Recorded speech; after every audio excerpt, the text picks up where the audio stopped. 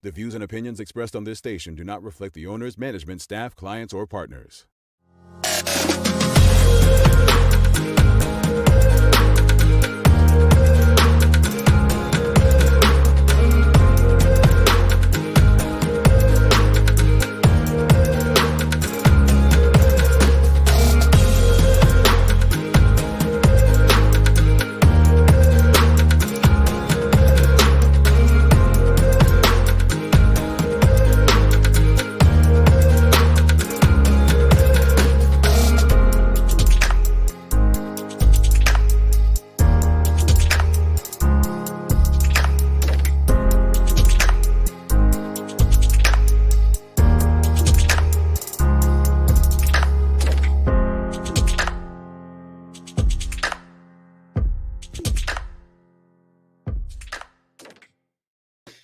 It's Tuesday, the second day of February, 2021. Welcome to the Daily Hour, brought to you by Medical House, Lindo's One Communications. I'm Jamel Hartman, along with Carla Zool. Thanks for making us part of your daily routine. If you're watching online, share the link. If you're on Facebook, start a watch party. If you're on Twitter, retweet it. If you're watching on TV, call a friend and tell them, get the conversation out to their network. And don't forget to like and engage with us throughout social media. Another good one today, as Amy Harvey stops by to discuss is it ROCHE or ROCHE? What is it, Carla? Maybe I'll ask her. ROCHE, I would ROCHE. say. ROCHE forum. Maybe I should have asked this prior, right? The ROCHE forum presented by Bermuda College. That's what we're going to call it until Amy joins the conversation. The Daily Play is a remember when, so a very, very easy history question for the Carla, the Zool. So she should be able to look. You know what? I am going to stop saying easy because, and I'm not going to let this go. So don't even say let it go, Carla. But after last week's geography thing, I get it. I get it. You know, I mean, I get it. So I'm going to take that back, me saying a very easy one for the Carla, right? I'll just say an easy question, not for her, but for everybody else. All right. Easy question for everybody else. A lot to discuss this morning, Carla. A lot to discuss. I want to get to the conversation. Obviously, a lot of this audience, we have religious leaders that watch this show, religious members that watch this show. So we want to talk about social justice, Bermuda's latest act. But first, did you watch Saved by the Bell as a child, or were you too old? Oh, sorry, that slipped. That was actually my generation because Screech, Dustin Diamond, is only about 2 or 3 years younger than me. So I grew up with all of them. Yeah, I did too. I mean, I was much younger, but I'm trying to be serious. Save me, please. I'm trying to be serious, but it was very sad to see, and he's had a rough time. Him and Locke Boris, which was Lisa Turtle, the black girl in the series, had a hard time since Saved by the Bell, and very tragic. What's crazy was I remember when it was reported 3 weeks ago that he went into the hospital and they suspected that it was cancer. Yesterday morning, the Daily Mail, I don't know why that shows up in my news feed, but a friend of his said that doctors had given him weeks. And by the time I went back on the internet, they were pronounced him dead. But Dustin Diamond, better known as Samuel Screech Powers, was probably a part of so many people's childhoods as, one of America's favorite nerds, along with people like Steve Urkel. What a loss, and probably so much potential unfulfilled, because 44 is young.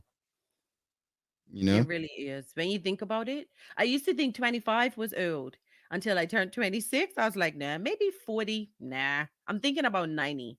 Yeah. I mean, one of the things that I read, though, Carla, in an article, was that he had a lump, right? But he did not want to go to the doctor because he didn't want the cameras to take pictures of him, right? And it just made me think of Chadwick Boseman, and he didn't want people to take pictures of him and share them, and then, how harsh people are on the internet. And I was just like, it reminded me last year of when Chadwick Boseman shared a picture of himself on the internet, and the trolls just went at him like, are you on crack? Are you practicing for a role? And months later you find out that he had terminal colon cancer, right? And passed away. It's crazy, man, that um Dustin Diamond probably could have saved himself if he didn't feel the need to not be trolled on the internet. That said, I'm extremely happy that we have over the next, starting on Friday for the next week, we'll have many of the guest speakers from the Cyber Tips Bermuda Digital Conference, which is focused on internet usage and safety for school students and parents and educators as well. So these are the kind of things that we'll be discussing as time goes on. All right, so let's get to the conversation for the morning. Carla, do you want to start off with this? I mean, it's been on my mind, to be I honest. can tell based on the first thing I saw on Twitter this morning, but go ahead. It was on my I woke up at 5 this morning, and it was really on my mind because I was like, I read the article and then I read the comments. And basically, for those who don't know, Social Justice Bermuda is calling for the end of prayer in assemblies for them, just to put. Well. Let's give clarity before we jump in. Let's give clarity, and what I mean by clarity, I'll read a bit of. I'm not going to read it all because it is a sermon, church sermon. Get it? It is a sermon worth of words that they're using. But Social Justice Bermuda, according to their Facebook page, the Education Committee of Social Justice Bermuda calls for an end to compulsory worship within the public schools. It is time to repeal Section 28 of the Education Act 1996. What is Section 28? Section 28 of the Education Act 1996 refers to collective worship. The essence of this action is to require all public, in brackets, aided or maintained, schools to start the day with a period of collective worship. This is the legislative basis for the morning school assembly. All right, so that's what the basis of it is. To the next question, why are we opposed to it?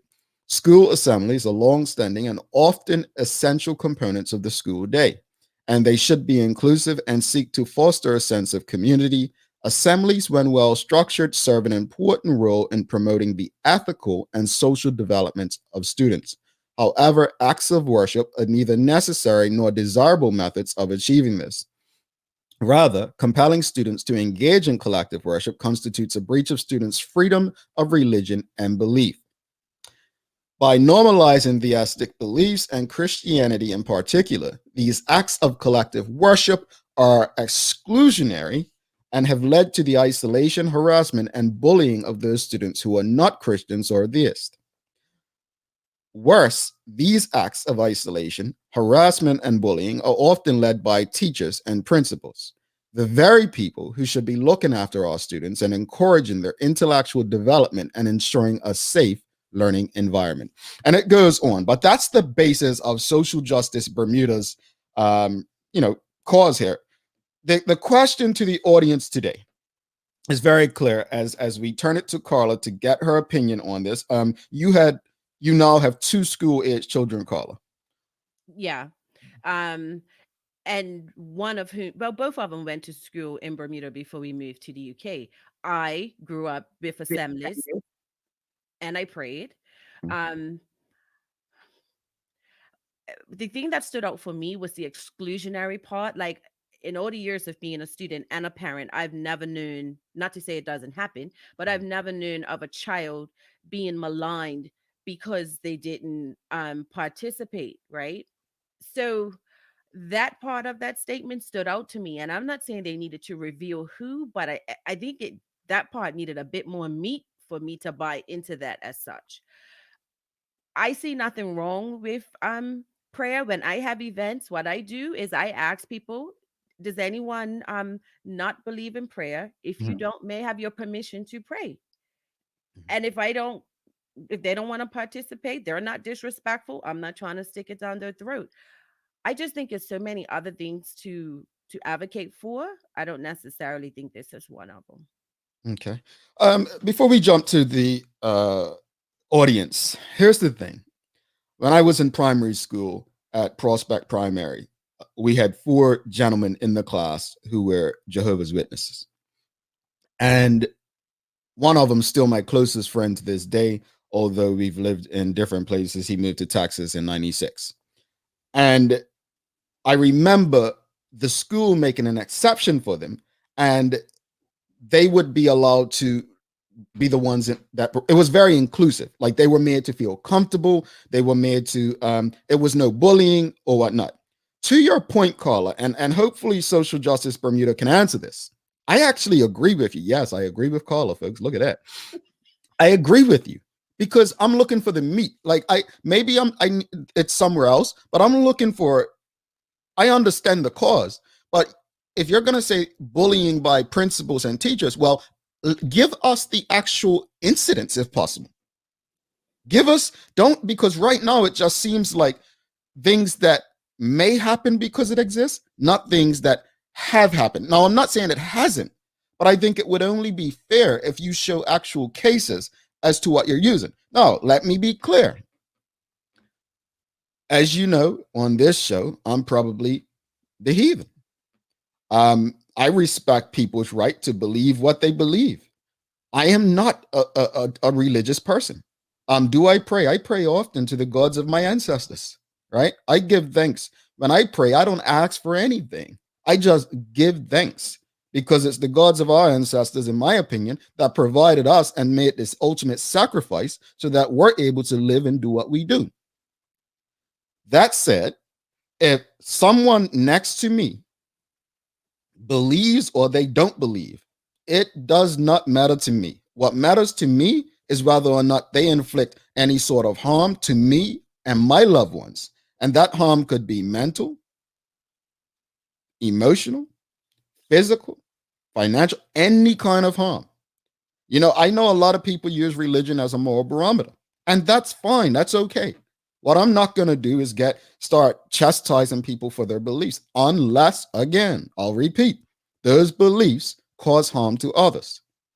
Now, you also mentioned, Carla, there are other things that they can be fighting for, and or not in those exact words. You said you believe there's other things or something, whatnot. To that point, I guess my question to Social Justice Bermuda would be, why this, why no? And I think that just goes back to show the cases that have led to bullying and exclusion so that people can understand and get behind this a bit more. I say that, and I can only use my case. I know you all get bored of hearing it, but with conscription, one of the things, we came out the block shouting and screaming and telling people what we want them to do instead of educating people and getting them to understand why we want them to do it. You know, the difference between we were fighting against authority, but we were acting like authoritarians, right? So I think a lot of education needs to take place. Let's go to the comments. Question is, why do you believe, do you believe prayer in public schools should be outlawed? All right, we have Dr. Well, you know, I said Dr. Seaman's going to be all over this, boy. I knew it. She says the students don't have to attend or pray. That's for some time. All right. Dr. Seaman also says, I don't want to be inclusive with those who destroy culture. I want to touch on this. I don't, I'm going to look for something, Carla. What was it was a case, right? Here it is. I just Googled it, folks. Do you remember the case of, I think it was John Allen Chau, Chau? He had been trying to reach members of an isolated island protected by tribe to convert them to Christianity. The people of North Sentinel Island had fired arrows in warning. This was in 2019. Do you remember that situation? No, I don't. It was a missionary guy who went to an island that, you know, that there was a tribe that lived there, and people are not supposed to go there because the people could get sick. And, you know, I just remember the reaction to that. And here's where the hypocrisy comes. Stick with me. Listen to me carefully, people. Listen to what I'm about to say, because this will expose the hypocrisy and actually make Dr. Seaman's point a bit right there. So a lot of people were saying, how dare this man, right, this missionary, go to this place knowing it's all out of bounds. It's an island, I believe an Indian island, right, over in the Asia somewhere. But how dare he go to this island to try to convert people? He got what he deserved. to try to go to this place and instill his beliefs on these people. I think, tell me if I'm wrong, Dr. Seaman, what we're saying is, why was it wrong then, but it's okay now to bring everyone else's beliefs to a different island of like Bermuda? You feel what I'm saying? It's like, what do you want for your society? I say it over and over. I could care less about liberalism, conservatism. I think they are one and the same to achieve something for a certain group of people. I don't buy into any of that. What I buy into is what's going to give the people the best opportunity to be successful and stress-free. And to me, just look at last week with Wall Street. There are always going to be certain groups that are protected. Tariq Shakir says, where's the proof of bullying? You cannot make a statement like that without proof. And that's what I think we're looking for. Dr. Seaman says, I've not seen bullies. Elizabeth Rowe says, I agree with Carla. If that's happening in certain schools, then administration should be looking at those schools in particular. Shamari Talbot says, I was raised as a Jehovah's Witness, and we were definitely targeted for not praying in the assembly. Interesting. That's very interesting. So we have a situation there. Jody Eve, when I went to school, I remember saying the Lord's Prayer, grace, etc., and those of a different faith just didn't pray. Elizabeth Carla. In my experience, religion has been pulled back a lot compared to now. I used to take religion as a class in primary school. I also had Jehovah's Witness peers that would sit out, never ever saw bullying based on religion. Dr. Seaman says, take those teachers and principals to court. She also says, all about continuing to change society. They want it their way. Amanda Kelly, Carla. Exactly, Carla. I went through the public school system and enjoyed assembly. My children also experienced it. I never witnessed anyone being bullied. Assembly was a vital part of life. I loved learning the Psalms. Is this a minority speaking for the majority? We are spiritual and physical beings. Why can't school address us fully? But here's the interesting thing. As you know, I'm in the UK, and they don't do assemblies, and they definitely don't force religion. There are so many. But like Pastor Seaman, be gentle with me. My youngest son, who's been in the system out here for 4 years, doesn't know the Lord's Prayer. And we do these little tests, and I think that's because they don't do it. And I guess I have a responsibility. Yeah. But it did make me think, as I was thinking about this some hour this morning, like, did that little prayer in assembly twice a week, once a week, make a difference? And I would say yes, because he has no clue what the Lord, he knows it exists. What do you mean make a difference? Because he doesn't know it. What difference does it make? I think a spiritual grounding in whichever denomination, I think a spiritual grounding is necessary for the First off, and I'm being dead serious, is the Lord's Prayer the one that starts, Our Father art in heaven, or something like that? Yeah. Okay. Point taken, but yeah. Well, no, I mean, look, and this may be offensive to some people. I don't credit religion with and I mean any religion. I don't credit religion with my growth or my inability to offend or not offend people. I think, I know people use religion as a moral barometer, but I don't need religion to tell me to slap the crap out of Carla is wrong. I don't need religion to tell me that's wrong. That's just, some stuff is just honestly being a good person or not. I think people should be able to believe what they believe and feel how they feel, as long as it's not inflicting harm. If your religion, if your beliefs or non-beliefs start infringing on other people's rights and their beliefs and harms them in some way, check you later. Nicole Walker, caller. That is unacceptable. Targeted by whom? Students, teachers, or parents? I had 2 Jehovah's Witnesses in my primary school class, and they were not forced to participate. I would have to ask one of them if they felt excluded or bullied. I remember that well, Jamel. Yes, the case I was speaking about over with the Sentinelese people. Jamaica remembers it. Telling TJ Clark, it's so hard to change when Bermuda is so entwined in Christian beliefs. And I don't think any party would risk removing this. Do you think a party would risk moving it? I'm gonna say this about David Burt, Premier David Burt. I actually think he's to the point where if he thought it was best, he would do it. I do. But I take your point, Talon. I do take your point. But I think Premier David Brett's in a position where if he thought it was in the best interest of the country, he would. I do. With the advantage he's got, I don't think he believes it will cost him because who's the base going to vote for? You get me? So I take your point though, Talon. Leslie White says the gentleman who went to Sentinel did the same that missionaries have done in Africa for generations. Yep. Amanda Kelly, I hear you, Jamal. We have always had assembly before we allowed different religions. Dr. Siemens says, up to the pandemic, I attended 4 schools per week, so no bullying. Shamari Talbot says, back in the 80s and 90s, it was a huge stigma about being a Jehovah's Witness. It was in the looks, vibes, etc. People would say a lot of things. I believe things are a lot better now. Well, to be fair, Shamari, and all things honest, I made a joke about Jehovah's Witness a couple weeks ago, and there have been jokes. They're not made in bad, poor taste, but let's just be honest. The article that was written saying, "Do you miss us? We miss you." It was made for entertainment, and I think a lot of the jokes come from Jehovah's Witness going knocking on people's doors. I mean, I'd never forget knocking on people's doors on Christmas Day for those who celebrate Christmas. They may have found that disrespectful on their end. So it's so much. It's so much. We have a guest waiting, guys. We haven't even gotten to the news. We have a big show. So sorry. We can definitely continue this conversation. I'll go through 4 more comments. How's that? 4 more comments, and then we'll get to the news. Judith R. Parsons says, it seems they are focused on how prayer impacts the LGBTQ community because that group is in particular was highlighted. It could be. It could be. Deshaun Simmons, why is worship needed in public schools? I mean, that's another good question. Jamaica Smith, maybe it's worth analyzing if Christian belief and values are harmful or beneficial to children. And this is where I'm saying, when we talk about beliefs or non-beliefs, is it causing harm?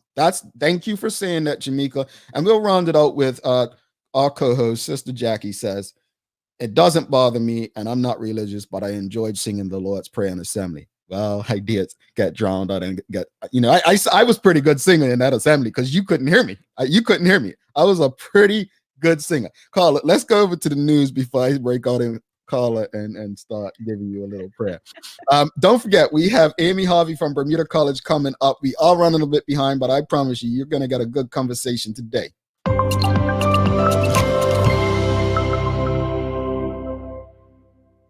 The Minister of Finance, Curtis Dickinson, has confirmed that on Friday, January 29th, GenCom repaid the full amount that the government loaned to the former employees, approximately $11 million. Additionally, it has been agreed the government will be reimbursed for all legal and professional fees incurred in this matter. Via a statement, Mr. Dickinson said, on October 23rd, 2020, the employees of the Fairmont Southampton were made redundant. At the time, the hotel ownership was unable to meet its obligation to make redundancy payments in a timely fashion to more than 700 employees, and there was no guarantee as to when the owner, West End Properties Limited, or the ultimate owner, GenCom, would be able to make the payments. He continued, this created a perfect storm of circumstances in which most of these employees, hundreds of whom are our fellow Bermudians, were already suffering financial hardship from an extended layoff due to the COVID-19 pandemic. We cannot brag on one hand that the backbone of our tourism industry is the people who work to provide a quality visitor experience every day, and then when they need us most, leave them and their families uncertain about their futures. Action was required, and the government of Bermuda decided that it was unacceptable to allow this situation to continue unaddressed. A gay rights charity that fought for same sex marriage in Bermuda's courts has welcomed its last legal challenge this week. Out Bermuda held its final appeal in London for Bermuda's historic marriage equality decision. Legal arguments will be heard at the Privy Council today and on Thursday. A decision by the Britain's highest court of appeal should be given within the next few months. Zakia Lord, the deputy chairman of Out Bermuda, called it a milestone. That story was courtesy of the Royal Gazette. Turning to news in the UK, the entire adult population of the UK could be vaccinated by May, it has been reported. Over 65s will be invited to receive their COVID vaccination next week, amid claims every adult in the UK will be offered the jab by May. As of February 1st, more than 9.2 million people have received their first COVID shot, with the government said to be confident that the UK will meet or even surpass its target of vaccinating all over 70s by mid February. So far, 494,209 have had their second dose. February 2nd is Groundhog Day. To celebrate the day, which began in 1887, you need to understand its finer points. What exactly does Phil the Groundhog do, and why is it important? Well, he simply comes out of his den and the sun does the rest. What are we looking for? What we are looking for is if he sees his shadow or not. Why does this mean anything? Well, if he sees his shadow or not tells of the breaking of winter and start of the spring. According to custom, if the groundhog casts a shadow, then we are in for another 6 weeks of winter weather. And of course, that's US related. Turning to weather, the temperature in Bermuda is expected to reach a high of 69. Atlanta, Georgia will see a high of 42, and Manchester, UK will see a high of 44. On a programming note, don't forget to tune in to the full100radio.com tonight for Nighttime Jams, featuring some of your favorite romantic classics. That's your Daily Hour news break. I just can't believe in 2021, a freaking groundhog is still a meteorologist that's going to tell us whether winter's going to be long or not. Thankfully, we have Amy Harvey joining us for an intelligent conversation. We'll be right back, folks. Groundhog Day. Good day, Medical House Doris speaking. Can I help you? Medical House is Bermuda's leading one-stop shop for healthcare. I found myself being a caregiver. Even though I was a nurse, I still needed help on, what was available in hospital beds and all that kind of equipment, and I knew where to go. I went to Medical House. Bermuda's top doctors, dentists, care homes, and the hospital choose Medical House for a wide range of products. These same professional quality products are available to you for home health care. I was very pleased with Medical House and the help they gave me when I most needed it. Your experience with Medical House is about getting your needs met, but we also try to provide knowledge to help you through whatever you're experiencing. Medical House is on Millreach Lane in Pembroke, where there's private parking right outside the door. I would recommend them to anybody. Call or visit Medical House today. Go Macro started up at the beginning of the millennium in Wisconsin in the U.S. with macrobiotic farming in mind, motivated by the pursuit of health through balanced nutrition. Go Macro is a family-owned company dedicated to living and promoting a natural, whole food-based lifestyle. Like most whole food businesses, Go Macro is also dedicated to bringing you the flavors they love. This month we're featuring Go Macro Vegan Organic Granola and Coconut, Sunflower Seed Butter and Chocolate, and Coconut Almond Butter Chocolate Chip Macro Bars. Lindos, why go to place else? All right, welcome back to the big show. Carla Zul, Jamel Hartman. It's the Daily Hour, brought to you by Medical House, One Communications, Lindos, and our friends over at Channel 82, where you can also watch this and many other locally produced shows if you have One Communications cable. Without further ado, let's bring in our guest for the day. We're running a bit behind, but thank you all so much for your patience and her patience. Amy Harvey from Bermuda College. I'm going to ask, my first question is, how do you pronounce the word that Carla couldn't? Good morning, and thanks for having me. It's ROCHE. You were right, Carla. Oh, Thank you. oh, well, you know what? On this show, we give Carla a bond for that. She got something right. It's not often. If you've ever watched the show, she has a bit of trouble with the trivia stuff. But thank you for taking the time to join us, Amy. Let's get right to the conversation with you. Bermuda College is presenting a virtual panel discussion focused on interrelated wellness through the COVID lens. Mm-hmm. What can people expect to get out of this event known as the ROCHE Science Community Forum? We're hoping that people will become more exposed to the different sciences that we're going to showcase. So this year, we're going to have a host of panelists, so 5 panelists from different areas. Public health, environmental scientists, as well as an economist, our very own Craig Simmons from Bermuda College. And we're hoping that they'll talk about the interrelatedness and the sustainability around how we've been dealing with COVID, and also moving forward, the solutions that we kind of need to address to bring our country back to a sense of normalcy, I guess. Mm-hmm. You mentioned the economist Craig Simmons, but who are some of the speakers at this event, and what are their backgrounds? Yes, sorry. So we have 5 amazing panelists that have agreed to present. So from the public health arena, we have Dr. Sandy De Silva, who's the executive director at the Family Center. So she's hopefully going to touch a lot on the mental health issues that people have faced during the pandemic. Children themselves have been affected, as well as families. Also, we have Dr. Shayna Kelly, who's a physician at Hope Healthcare.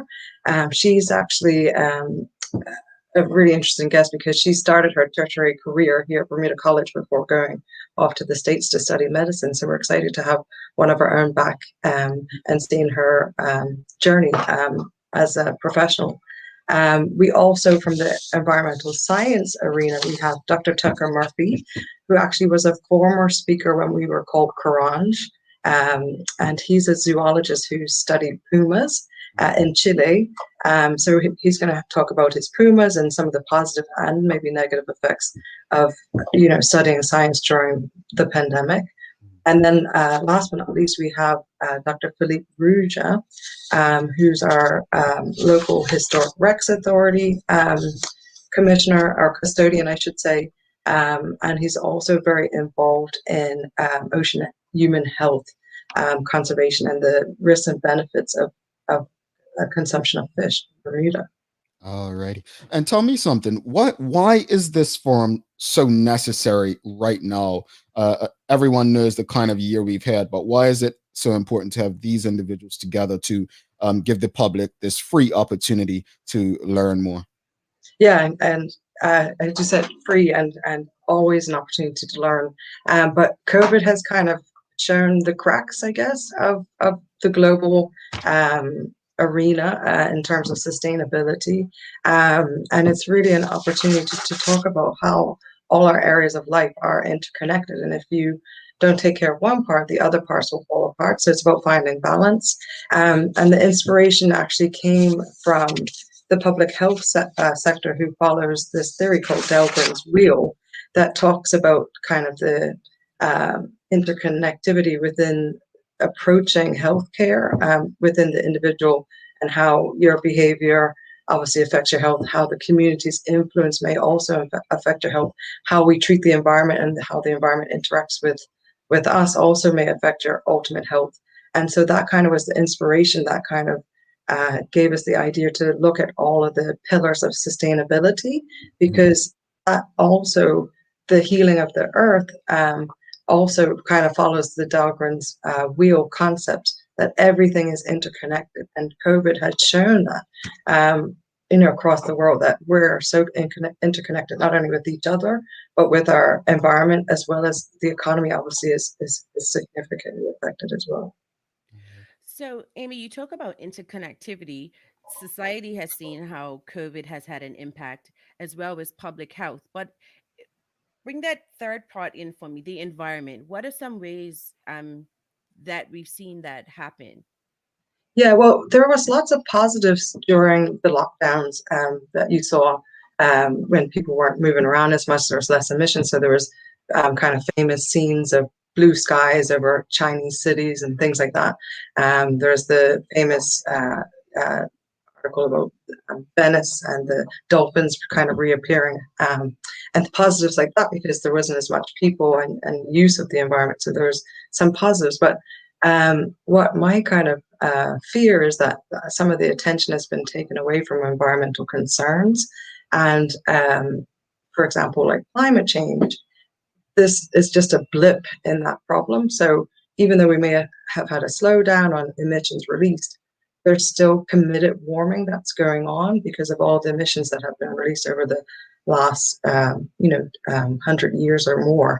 That's still up in the atmosphere warming, and this small blip of slowdown is not going to affect the ultimate runaway train that we're seeing with the impacts of climate change. So one of my concerns is that if we kind of take our focus away from that, we'll lose any kind of forward progression in trying to fix that problem, which is another global problem. As serious, I would think, as COVID, that might be a big stretch to say, but I would argue to say that it's just as serious because it's going to affect us all. Now, I'm a huge advocate of mental health and mental wellness, and some people haven't seen their loved ones in close to a year, and not everyone can afford Wi-Fi or data to even video call. Will situations like this be addressed in this forum from the because you have Dr. De Silva who is Yeah. going to be speaking? Will things like this be addressed? Yeah, I'm hoping so. And we're hoping that actually it'll be an interactive discussion. So we've chosen to do a Zoom webinar format so that the public can get more involved in the actual discussion through polls, as well as, having them maybe actually live, ask the question live and be able to jump in the conversation. So people can certainly bring up things like that, but I'm sure she will address them because she deals with vulnerable families and bring up things that we may not even consider. If it's not normal for you, but every family has been affected in terms of the mental health impacts, my own included.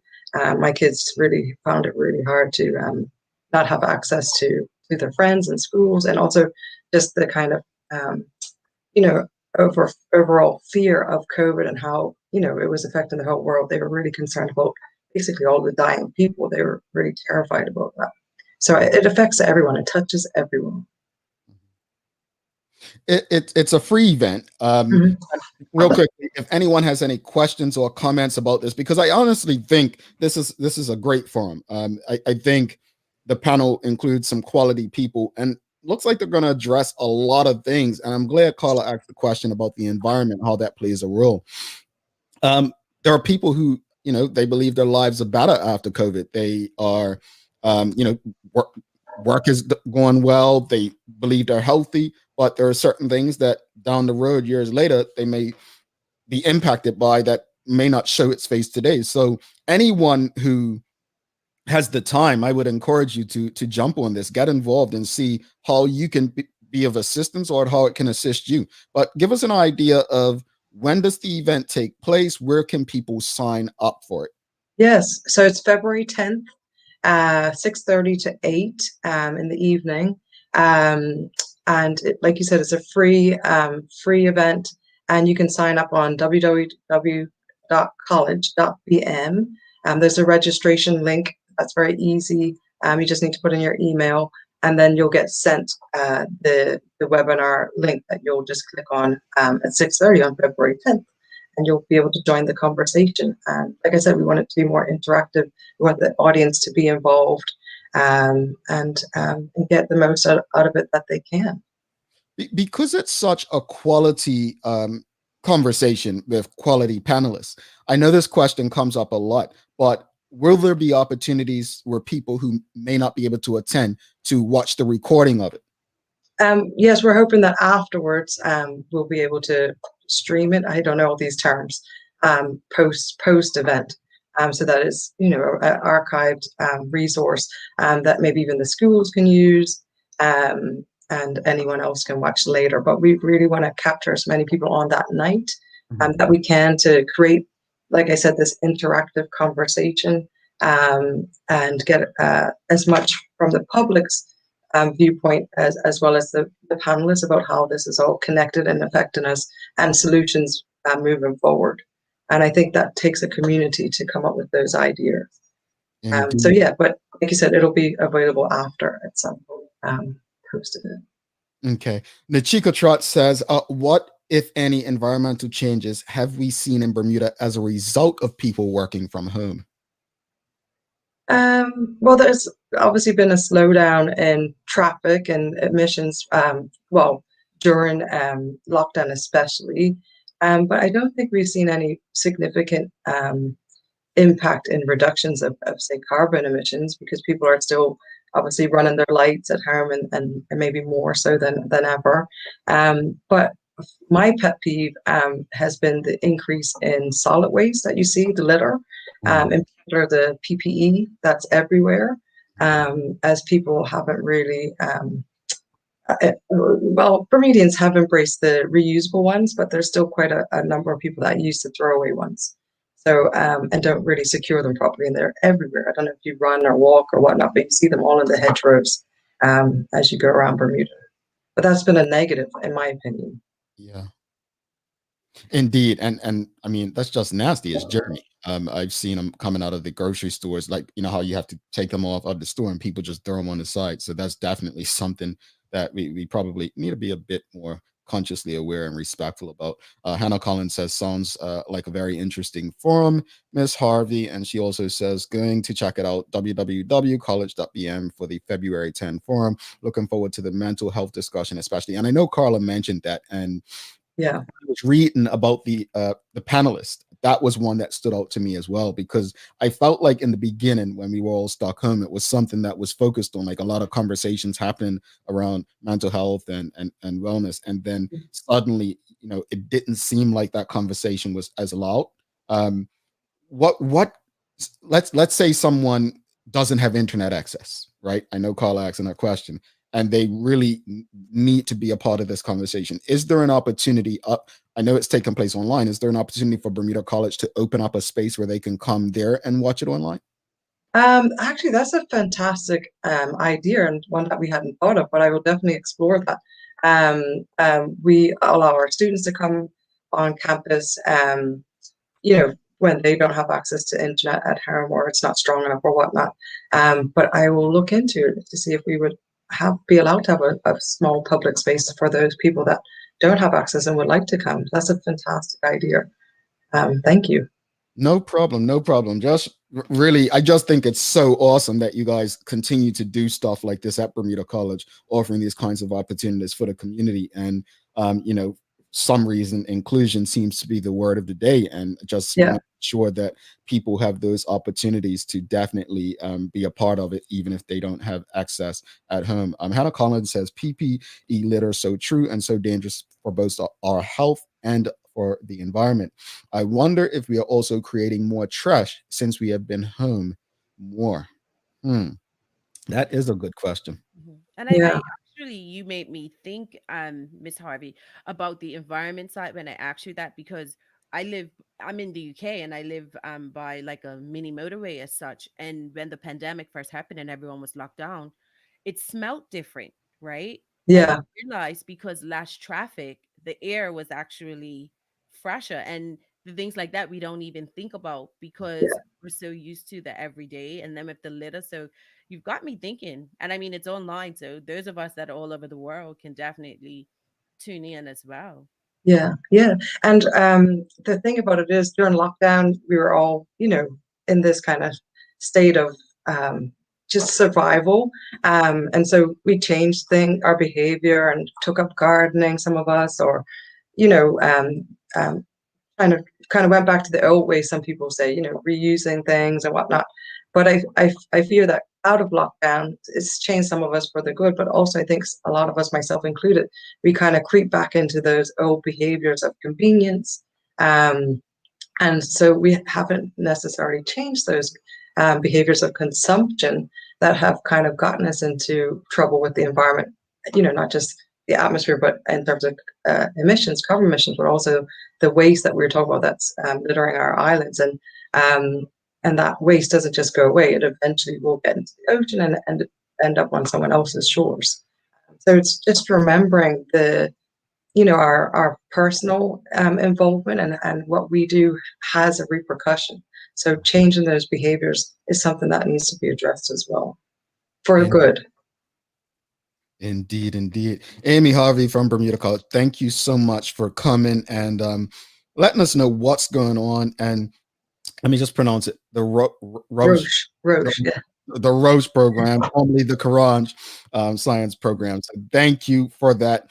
If there's anything you'd like us to share before the event takes place on February 10th, please just reach out. But thanks again for coming on and sharing the information. Thanks so much for having us, and tune in yourselves. We'd love to hear what you have to say. Oh, I have a lot to say all the time. Always. Thanks again. Talk Have a soon. good day. Thank you. Alrighty. Amy Harvey from Bermuda College. That seems like an awesome program. I definitely I hope I can tune in to ask some questions. I promise I'll keep it short. I'll keep it short. I won't ask a lot. But Carla, what time, you mentioned you were up 5 a.m. this morning. What time would you meant 5 a.m. your time, right? Yes, which is 4 in Bermuda, 3 in yours. But I have to tell you why I was up, right? Huh? Yeah, because I'm 5 hours ahead of you. You just Yeah. said if it's 5 Midnight. a.m. there, it's 4 in Bermuda. No, see, that's how tired I am. You're right. 1 and midnight. But let me tell you why I was up. So, when you overseas and you get a little goodie bag. So my mom sent this big container of Skittles. So I've hidden them because everyone was digging in them.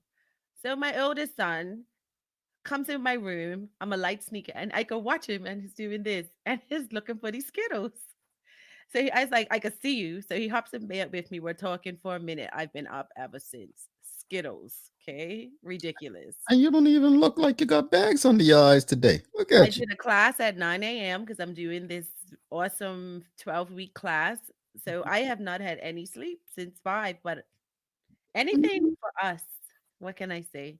Well, Skittles would do it. Little sugar rush this morning. Look, it looked like you all in the comments, you just couldn't help yourselves this morning. Hot conversation.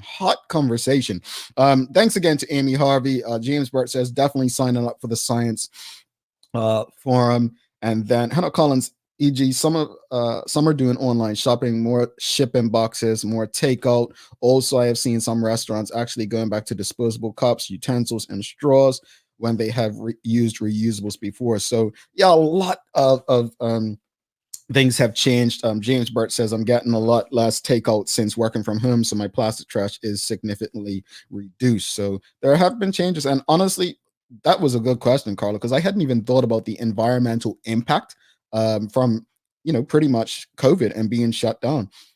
Definitely hot conversation. My phone has been going off the hook this morning about the whole church and the prayer in school thing.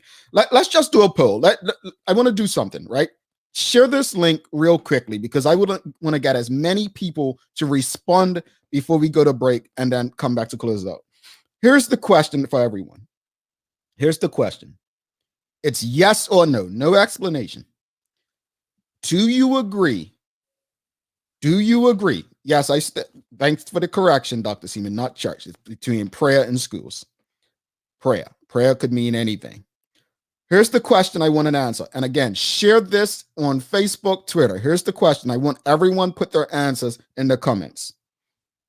Do you agree that prayer should be outlawed in public schools? Yes or no? Yes or no? Do you think that prayer should be outlawed in public schools? It's a simple yes or no. No.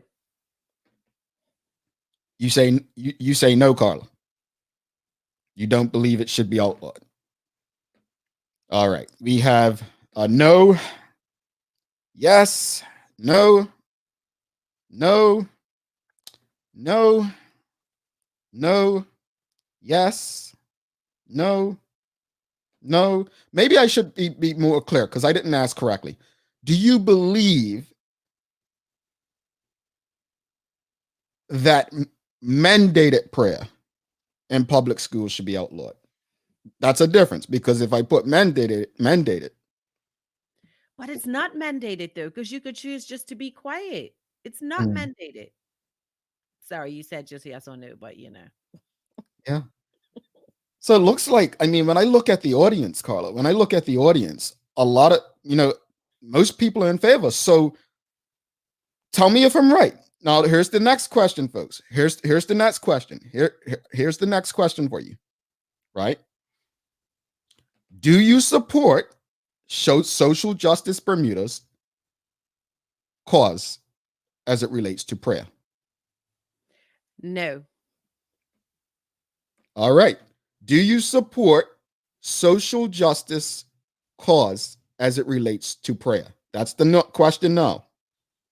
Do you support social justice cause as it relates to prayer in school? That's another question. All right, we're getting no. We're getting no. We're getting no. We're getting a lot of no's. We're getting a lot of no's. We are getting a lot of no's.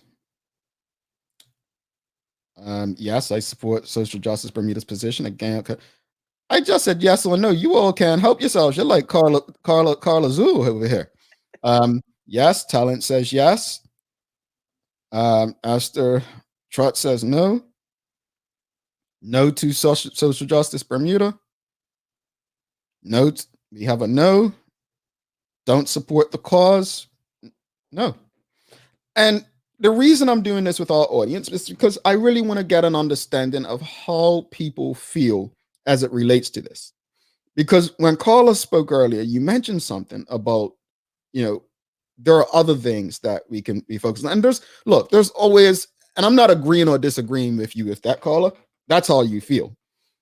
But I remember with our fight with conscription, people would say, hey, there's other things. And there were other things. I mean, at that time, you had young men shooting each other, like murdering each other in the streets. But at the same time, why are you worrying about 14 guys who don't want to conform to this authoritarian system? Like, shouldn't you be out there catching murderers, which they still haven't caught or convicted anyone from a lot of them. So it's really an exercise to get an understanding of how our audience thinks. Dr. Seaman, you've made your voice and presence felt today. They're always trying to reorder Bermuda. Talent Clark, it's hard when the majority of the island is raised as Christian to get an agreement. But I want to address this, Talent. Let me go ahead, Carla. You're shaking your head. I disagree because I'm not a gung-ho Christian as such. I'm not waving the Bible or whatever, but I still feel no. That's just how I feel. So no. And there are a lot of Muslims in Bermuda too. I just think have the space to give people the respect to worship or pray the way that they want to. Do you think that Christians are always targeted in Bermuda for some reason? Well, it's the majority, but I also feel that some Christians try to force themselves on others. Well, here's what I want to say back to Talent about majority. This is what always amazed me. And we've had her on this show, Karen Hodgkins, formerly Magnum. And I remember the OBA had first started. And we got into a little social media thing. And this really where I really felt some way about the OBA from this point on, BDA OBA. I said, she spoke something about the majority. Well, we should send a vote out to see if people support conscription. So I said, how are you going to ask people who don't even get conscripted, like women,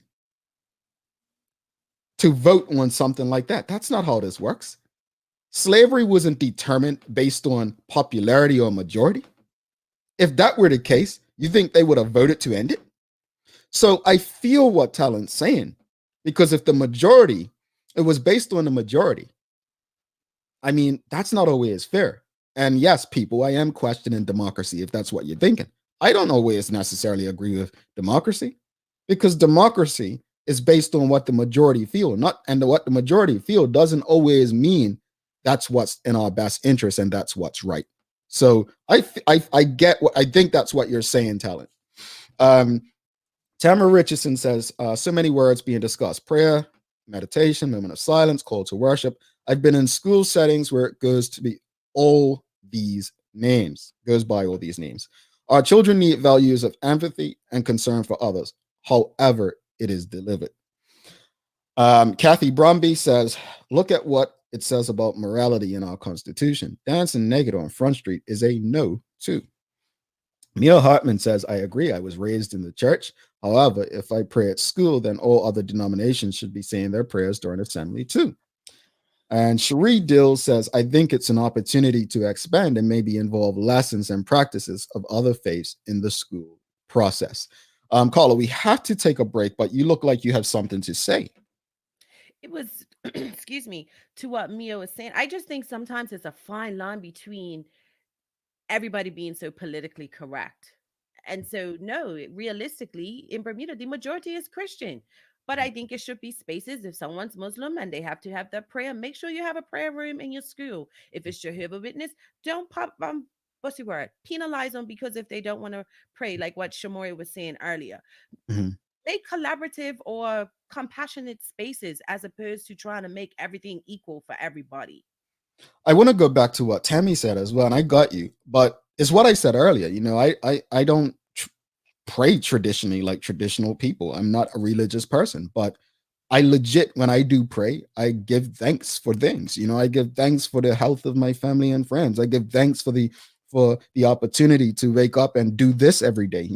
I don't ask for things. You know, we were indoctrinated. Your beliefs are based on a lot of times where you were born, who you were born to, and what the culture says. So I think Tammy summed up my thoughts when she said it. Regardless, it's prayer, whether it's prayer, meditation, moments of silence, call to worship, whatever you want to call it. Just people just be allowed to do it and just don't cause harm to anyone. Correct. Dr. Seaman says, I agree wholeheartedly. Carla, I fully agree, Carla, as well. Yeah, we can't make everyone happy. A fine line for you now, it boils down to you can do it, if so why? Now it's discrimination and open book. Let's go to take our last break. We'll be back with the daily play, and then Carlos send us off with some motivation, inspiration. Alrighty. Bermuda, do you know the difference between internet and Wi-Fi? Don't worry, neither did I. Let me break it down to you. Internet is delivered to your modem, which then has to push the Wi-Fi signal into the rest of your home. Do you find that the further you're away from your modem, the weaker your Wi-Fi signal gets? That's because Bermuda's homes are built hurricane tough. It's really difficult for that Wi-Fi signal to reach every room. But you're in luck. Our One Home Wi-Fi solution guarantees Wi-Fi coverage in and around your home with the help of our Eero devices. Plug in the Eero around your home and it will create a mesh Wi-Fi network in every room. Check us out at One today to sign up and make sure you can stream, work, and play from every corner of your home.